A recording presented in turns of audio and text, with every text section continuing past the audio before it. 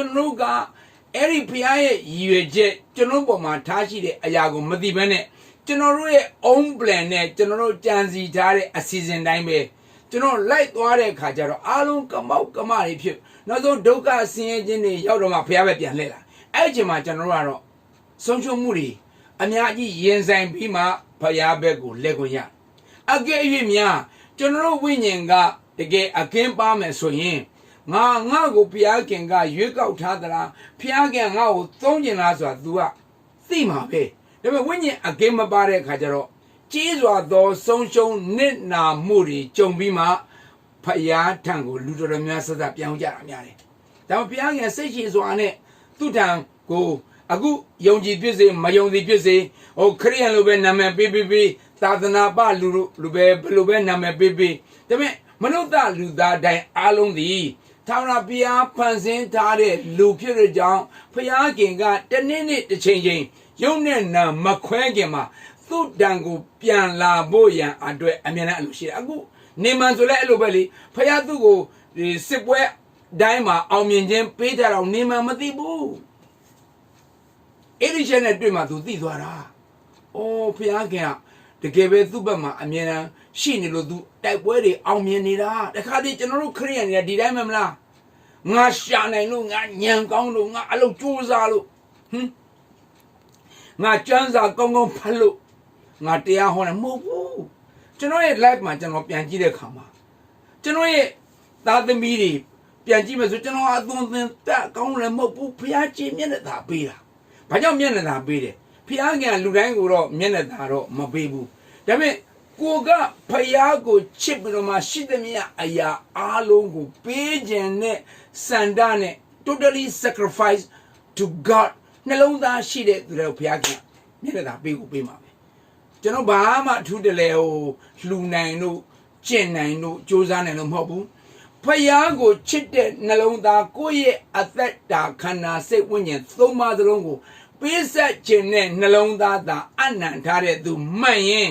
ကျွန်တော်တို့ခြေလှုပ်လက်လှုပ်လို့ဘုရားအကောင်းကြီးပေးမှာအာမင်ဒါကြောင့်ဒီမှာကောရဆုံးစီရီမိသားစုများဒါကိုကျွန်တော်သေချာနားလည်စေခြင်းတယ်တဲ့နောက်တစ်ယောက်ကျွန်တော်ကြည့်အောင်နောက်တစ်ယောက်ကဘယ်သူလဲဆိုတော့နောက်တစ်ယောက်ကကျွန်တော်တို့ prophet နော် prophet အမျိုးသားနော် prophet အမျိုးသားရဲ့ဇနီးနော် prophet အမျိုးသားရဲ့ဇနီးအကြောင်းကိုကျွန်တော်ကြည့်ခြင်းတယ်အဲ့ဒီခုန prophet အမျိုးသားရဲ့ဇနီးရဲ့အကြောင်းကိုကျွန်တော်တို့လေ့လာကြည့်အောင်အဲ့မှာလေ့လာကြည့်တဲ့အခါကျတော့ကျွန်တော်တို့ဘာတွေ့ရလဲဆိုရင်ဘာတွေ့ရလဲဆိုတော့သူကသူ့ရဲ့ live မှာပြန်ကြည့်လိုက်မယ်ဆိုရင်စိတ်ဝင်စားစရာကောင်းတယ်သူကစိတ်ဝင်စားစရာကောင်းတယ်သူကျတော့ဘာဖြစ်လဲဆိုတော့ဒီ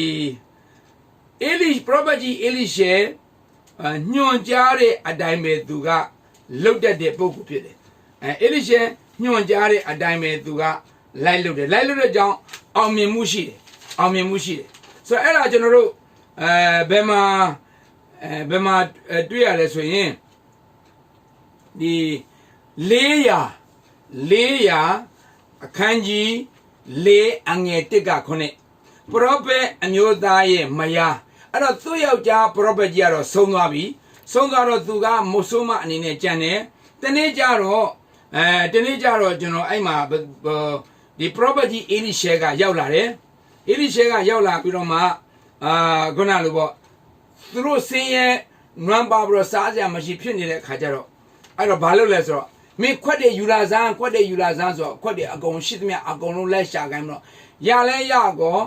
အကုန်စီလောင်းထက်အဲ့ဒါနဲ့ခွက်တွေအားလုံးကအိုးကြီးအိုးငယ်အားလုံးကစီးပြည့်သွားတယ်အဲ့ဒါဆိုအဲ့စီတွေကိုရောင်းပြီးတော့မင်းတို့သားမိစားဆိုပြီးမှအဲ့မှာအကြာကြီးလက်ပေါင်းများစွာစားခွင့်ရသွားတယ်အဲ့ဒီရသွားတဲ့အဲ့ဒီခုန prophet မိန်းမဟာသူဘလို့ကျေးဇူးဆက်လိုက်တယ်ဆိုတာတချို့သောသူတွေကသတိထားမိကြမှာသတိထားမိမယ်ကျွန်တော်ကဘာသတိထားမိလဲဆိုတော့သူဘလို့ကျေးဇူးဆက်တယ်လဲဆိုရင်အဲ့မှာအောင်ဟောစရာတစ်ခုကောင်းတာသူဘလို့ကျေးဇူးပြန်ဆက်တယ်လဲဆိုရင်သူက prophet ကြီး Elisha ပြောသမျှအားလုံးသူယုံတယ် တခါဒီခက်တာကကျွန်တော်ခရိယန်တွေကနှုတ်ကပတ်တော်ပြောတဲ့အရာကိုကျွန်တော်မယုံဘူးနှုတ်ကပတ်တော်ဘလောက်ပဲပြောကျွန်တော်တို့ကမယုံတတ်ဘူးဘာဖြစ်လို့မယုံလဲမယုံစားအဲ့ဒါကျေးဇူးသိတတ်တဲ့နှလုံးသားမရှိဘူးဆိုတာဖော်ပြတာအခုနဒီ prophet မိမဆိုရင်အဲ့ဒီရှေ့ပြောသမျှစကားအားလုံးယုံတယ်ဒါပေမဲ့ကျွန်တော်တို့ဒီနေ့ခရိယန်တွေကသင်ဟုတ်ဆရာတယောက်ပြောလိုက်မယ်သူမ prophet တယောက်ပြောလိုက်ဆိုကျွန်တော်တို့ညာနဲ့အများကြီးစဉ်းစားတယ်ဖြစ်နိုင်ဤမဖြစ်နိုင်ဤအဲ့ဒါဘာလဲဆိုရင်ဖယားရဲ့ကျေးဇူးကိုမသိတတ်တဲ့သူတိုင်းသည်ဖယားရဲ့စကားကိုမယုံတတ်ဘူးဒါကြောင့်ကျွန်တော်တို့ဖယားသခင်ပြောသမျှတမန်ကျမ်းစာ66အုပ်စလုံးမှာပြောသမျှစကားအလုံးကိုယုံတတ်သောသူသည်ဖယားကျေးဇူးကိုအမှန်သိတတ်သောသူဖြစ်တယ်ဟာလေလုယာဖယားကျေးဇူးကိုအမှန်သိတတ်သောသူတိုင်းအတွေ့အဘယ်သို့စားတော့ရအာနီအဘယ်သို့ဝိအံဤဆိုတဲ့အရာကသူ့အတွက်ဒါမှဘာမှပူဝင်စားအကြောင်းမရှိဘူးကျွန်တော်ဒါကိုကြည့်ရတဲ့အခါမှာအဲ့ဒီဟာသင်ခန်းစာတစ်ခုရတယ်နောက်400အခန်းကြီး4အငယ်8က39မှာရှုနဲ့အမျိုးသမီးလူကုန်တန်အမျိုးသမီးပေါ့နော်သူကချမ်းသာတယ်တထေးပေါ့တနေ့ကျတော့သူဘာဖြစ်လဲဆိုတော့တနေ့ကျတော့သူကအဲ့ရှုနဲ့အမျိုးသမီးကသူဘလို့ကျေးဇူးပြန်ဆက်တယ်လဲဆိုတော့အေလိရှဲ property အေလိရှဲကိုသူတွေးလိုက်တာနဲ့သူဘာလုပ်လဲအေလိရှဲကိုသူတွေးလိုက်တဲ့အိမ်မှာအိတ်ခိုင်းတယ်နော်ဂရင်နေချပေးတယ်ဇပွဲထားတယ်မိကုံရှိတယ်စားစရာတွေအစုံအခန်းထဲမှာထည့်ထားပေးတယ်တကယ်ဝင်ရောဘောကအိမ်လေးအဲ့ဒါသူ့အတွက် property ခရီးသွားလို့ခရီးမဆိုင်သူ့မျိုးရှုနေမျိုးကိုရောက်တိုင်းတဲကိုပွင့်သူ့တဲ့သီးသန့်အခန်းပေးထားတယ်ကျွန်တော်တို့ရောဓမ္မအမှုတော်ဆောင်တွေအကြောင်းမျိုးကြောင့်မတော်စအိမ်လာမယ်ဆိုရင်ခဏအိပ်ဖို့အေကံပေးထားတာရှိလားမရှိဘူးမလားကွာတာလေအဲ့တော့အခုမှ property အေလိရှေကိုသူမြင်ဘူးလားနော်မြင်လိုက်တာနဲ့သူ့နှလုံးသားထဲမှာသူ့ဝိညာဉ်ကသိတယ်ဒီအဖိုးကြီးသည်ဖယားရဲ့လူဖြစ်တယ်အားကြောင့်ငါကအဲ့လူကြီးကိုငါပြုစုကျွေးမွေးရမယ်ဆိုတဲ့သူ့အသိနှလုံးသားရှင်းနေခြင်းကဘာကိုဖော်ပြတာလဲသူဖယားရဲ့ကျေးဇူးကိုသိတတ်တဲ့အမျိုးသမီးကြီးဖြစ်တယ်ဖယားရဲ့ကျေးဇူးကိုသိတတ်တဲ့အမျိုးသမီးဖြစ်တဲ့ကြောင့်အေလိရှဲကိုတွေ့တာနဲ့တခါတည်းအကုန်လုံးတွေ့မှာခေါ်တာအစအလူငွေရောပါရောအားလုံးကျွန်တော်ပေးမှာပဲကျွန်တော်ယုံကြည်တယ်ဘာလို့ခီးသွားတဲ့လူကငွေလိုမယ်လေအလူငွေကိုစားစရာကိုရှိသမျှအားလုံးမပူမပင်ရအကုန်ကြွေးတာအခုကိဆိုတော့အဲကောင်းနဲ့တော့မထင်ထက်တာမဟုတ်နော်ဒီအဲ့တော့အဲ့ဒီကျေးဇူးသိတတ်တဲ့အမျိုးသမီးကို property အေလိရှဲဟောဘယ်လိုပြန်ကျေးဇူးဆက်လဲသူကခလေးမရှိဘူးလေသူကကြအသက်ကြီးတော့ခလေးမရှိဘူးလေခလေးမရှိတော့သူဘာဖြစ်လဲခလေးလိုချင်တယ်လေခလေးလိုချင်တော့ property အေလိရှဲကဆူတောင်းပြီးတော့ခလေးရတယ်လေခလေးရပြီးတော့နောက်တစ်နေ့နောက်ကြာတော့ခလေးရကိုရလဲပြလိုက်ခလေးရမကြခင်မှာပဲအဘူရှက်ပြီးတော့သေပါလေရောဟိုဒီဂျုံစပကွဲတဲ့သွားတဲ့ကောင်မှာအဘူရှက်သေးတာခေါင်းနာဆိုသေရောသေလဲသေရောအေလိရှဲကြီးကတကယ်ပဲပြန်ဆူတောင်းပြီးတော့အချုပ်ပြောအောင်ဆိုရင်ပြန်ရှင်းလာတယ်ကျွန်တော်ပြောပြမယ်ဖယားကျေးဇူးသိတတ်တဲ့သူတိုင်းအတွက်ကလေဖယားသခင်အဖေမပေးပဲမနေဘူးဒါဆိုမေးစရာရှိတယ်ဟာဆရာရဲ့ဖယားကျေးဇူးသိတတ်တဲ့သူဒီလိုပဲစုံစမ်းနှောက်ယှက်ခြင်းတွေပေးသလားဒီကျွန်တော်ပြောပြမယ်ဒီရှုနဲ့အမျိုးသမီးကိုနှောက်ယှက်တဲ့စုံစမ်းနှောက်ယှက်ခြင်းအဲ့ဒါကကျွန်တော်တို့အင်္ဂလိပ်လိုပြောရင် trial လို့ခေါ်တယ်စစ်ကြောခြင်းလို့ခေါ်တယ် temptation မဟုတ်ဘူး temptation မဟုတ်ဘူး trial ဆိုတာကဝိညာဉ်ရေးရာ level တစ်ခုက next higher level တစ်ခုကိုမြင့်တင်ပေးတာအဲ့ဒါ trial လို့ခေါ်တယ်စုံစမ်းနှောက်ယှက်ခြင်းဆိုတာကတချို့ဖျားသားသမီးတွေကမသိမတန်နဲ့လမ်းချော်လာပြီဆိုရင်ဖျားခင်ကသူ့လမ်းထဲကိုပြန်ဆွဲခြင်းတဲ့အခါမှာစာတန်ကိုအခွင့်ပေးလိုက်ပြီးတော့စုံစမ်းနှောက်ယှက်ခိုင်းတယ်အဲ့လိုစုံစမ်းနှောက်ယှက်ခိုင်းတဲ့အခါကျတော့စုံစမ်းနှောက်ယှက်ပြီးတာနဲ့သူကဖျားလမ်းထဲကိုပြန်ရောက်တယ်ယောဘကြတော့အဲ့လိုမဟုတ်ဘူးယောဘကြတော့သူကဖျားနဲ့ဝေးသွားလို့စုံစမ်းနှောက်ယှက်ခြင်းပေးတာမဟုတ်သူကြတော့ဘာလဲဆိုရင်သူ့ကိုဖျားခင်ကnext level တင်ပေးတာပဲသူကြတော့ စုံစမ်းနောက်ဆက်ချင်းပုံစံမျိုးဖြစ်တော်ညာလည်းပဲသူ့ကိုကြတော့ဘုရားခင် triable ထပ်တင်ပေးတာစာရမဏေရှိမှသူကသက်သေပြအဲ့တော့စာရမဏေကယောဘကိုဘုရားခင်ကိုသူအပြစ်တင်တယ်ကိုတော့ကောင်းကြီးပေးထားလို့ပါကိုတော့တကယ်လို့ကောင်းကြီးမပေးရင်ယောဘလည်းကိုတော့ကိုကိုးကွယ်မှာမဟုတ်ကိုတော့လည်းချစ်မှာမဟုတ်ကိုတော့လည်းဆွဲလန်းမှာစမ်းကြည့်အခွင့်ပေးလိုက်တယ်ဆိုတော့ယောဘရဲ့ဇာလမ်းမှာပြန်ကြည့်ရင် temptation ကို trial နှစ်ခု work together အခုနရှုနေမျိုးသမီးပြန်ကြည့်မယ်ဆိုရင် trial only ပဲ no trial only ပဲသူကဘလို့ပဲပြပြဖျားပေးတဲ့အရာဣဇက်လည်းဒီတိုင်းဟိုဟာလေအာဗြဟံလည်းဣဇက်ရစ်ပူဆိုတာအဲ့ဒါလည်းဝိညာဉ်ရဲ့ trial ပဲစစ်ကြောချင်းလောက်တာသူ့ level next level တင်ပေးတာ faith next level higher level တင်ပေးတာဆိုတော့ကျွန်တော်တို့ကျေးဇူးသိတတ်တဲ့သူတွေက temptation ပဲလာ trial ပဲလာတာဘယ်တော့မှ give up မလုပ်ဘူး hallelujah ဖျားခင်ဘလောက်ပဲ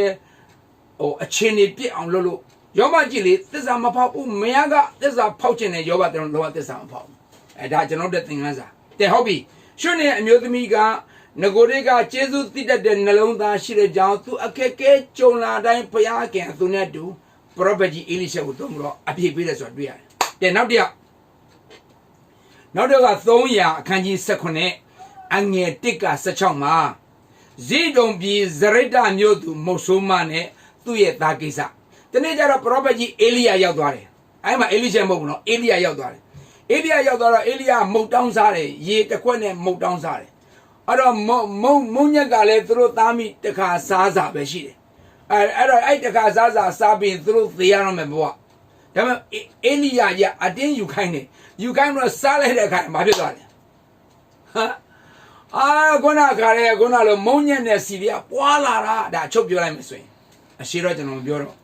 ပွာလာတော့ခါရဲသူတို့3လလောက်မကအများအကြာကြီးစားတယ်ဒါဆိုရင်ကျေးဇူးသိတတ်တဲ့နှလုံးသားပိုင်ရှင်တွေကဘာလုပ်လဲဖယားကိုပေးဖို့ရန်သူတို့ကနံပါတ်1သူတို့အတွဲလိုအပ်တဲ့အရာကနံပါတ်2ဖယားလူတွေနဲ့ဖယားရဲ့လုပ်ငန်းကနံပါတ်1သူတို့အတွက်ကနံပါတ်2အဲ့လိုဘုရားခင်ကိုမဿဲ 6:33 ရနိုင်ငံတော်နဲ့ပြောင်းမှတ်ခြင်းတရားကိုဦးစားပေးတဲ့သူတိုင်းမှာဘယ်တော့မှကျွန်တော်တို့လိုအပ်တဲ့အရာမရှိစေရဘူးဆိုတာကိုဒီမုတ်ဆိုးမဇရိတမြို့ကမုတ်ဆိုးမနဲ့တာမီးသက်သေးပဲဒါကြောင့်ဒီကိစ္စမှာပြန်ကြည့်ရင်ကျေးဇူးတည်တတ်တဲ့နှလုံးသားဆိုတာကအမှုဆောင်တွေကိုကြွေးခြင်းမွေးခြင်းနဲ့ဖယားသခင်ကိုပေးခြင်းနဲ့ကမ်းခြင်းနဲ့အဲ့ဒါကကျေးဇူးတည်တတ်တဲ့နှလုံးသားဖြစ်တယ်နောက်တစ်ယောက်နောက်ပြီးဆုံးတစ်ယောက်ကြောင်ကြည့်အောင်ကပ္ပဦးကျမ်းခန်းကြီး14ကပ္ပဦးကျမ်းခန်းကြီး14ကျွန်တော်တို့အငယ်19က20မှာဖတ်ကြည့်လိုက်ကပ္ပဦးကျမ်းခန်းကြီး14အငယ်19က20မှာကြည့်လိုက်ရင်ကျွန်တော်တို့ဘာတွေ့ရလဲဆိုရင်ရန်သူတွေကိုနှိမ်နှင်းပြီးတော့ပြန်လာတဲ့အာပြန်အဲ့ဒီမှာသူ့အာပြန်လို့မခေါ်သေးဘူးအာပြန်ရန်သူတွေကိုတိုက်ပွဲကတွေပြီးတော့အောင်နိုင်ပြီးတော့ရန်သူတွေစီကလက်ရပစ္စည်းတွေအလုံးရင်းနဲ့ပြန်သိမ့်ပိုက်လာတဲ့အာပြန်ကိုဘယ်သူကကြိုးဆိုလဲဆိုတော့ရှာလိမ်မင်းကြီးမေလခိဇေတက်ကကြိုးဆိုတယ်မုံနဲ့စပီးရည်နဲ့ဘုရားကိုကျေးဇူးတော်ချီးမွမ်းပြီးတော့မှအာပြန်ကိုကြိုးဆိုတယ်အာပြန်ကိုကြိုးဆိုတဲ့အခါကျတော့အာပြန်ကမေလခိဇေတက်ကိုဘယ်လိုပြန်ပြီးတော့ကျေးဇူးဆက်လဲအဲ့ဒီခုနလက်ရဥစ္စာအားလုံးတည်းက10ဘုတ်တစ်ဘုတ်ကိုမေလခိဇေတက်ကိုလှူတယ်အဲ့ဒါကျေးဇူးဆက်တာအခုကိဆိုတော့အသင်းတော်ပေးတာပေါ့နော်အသင်းတော်ပေးတာပေါ့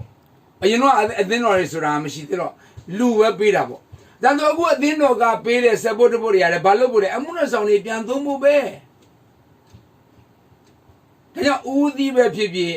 အဝူးဖွားတဲ့တရိစ္ဆာန်ပဲဖြစ်ဖြစ်10ဘုတ်တစ်ဘုတ်ပဲဖြစ်ဖြစ်တက်ကကျွန်တော်တို့ဘုရားကိုပေးရမှာဒါတွေကမပေးလို့မရဘူးကျွန်တော်တို့ဒီနေ့ယုံကြည်သူတွေရဲ့ life ကိုပြန်ကြည့်လိုက်တဲ့အခါမှာအင်မတန်ပဲစိတ်ပြည့်စရာကောင်းတယ်အရန်စိတ်ပြည့်စရာကောင်းတယ်အဲ့တော့တကယ်ကျွန်တော်ဒီပြန်ပြီးတော့မှချုပ်ပြောရမယ်ဆိုရင်ကျွန်တော်တို့ကဖယားရဲ့ကျေးဇူးကိုတကယ်သိတတ်တဲ့သူမှန်ရင် ဖျားအမှုတော်ဆောင်တွေ